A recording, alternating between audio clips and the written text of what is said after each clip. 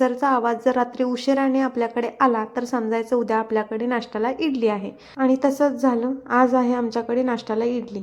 या सासूसुना माझ्याचबद्दल काहीतरी गॉसिप करत असतील म्हणून जरा जवळ गेले. कानापेक्षा डोळ्यावर जरा जास्त विश्वास ठेवला आणि बघते तर काय, गॉसिप कुठलं ह्यांचं, इडलीचं वाटप चाललं होतं. आणि इकडं आजी आपल्या मैत्रिणीला इडली वाटायला चालली होती.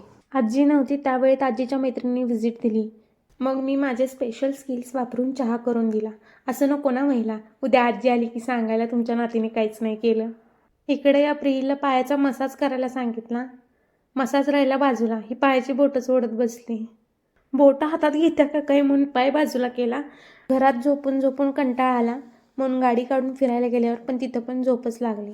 गाडीला काहीतरी खायला प्यायला द्यावं म्हणून CNG भरायला गेलो तर तिथं एकही नंबर पुढे नव्हता. म्हणून नशिबाचं कौतुक करणार तेवढ्यात हे ट्रॅफिक लागलं.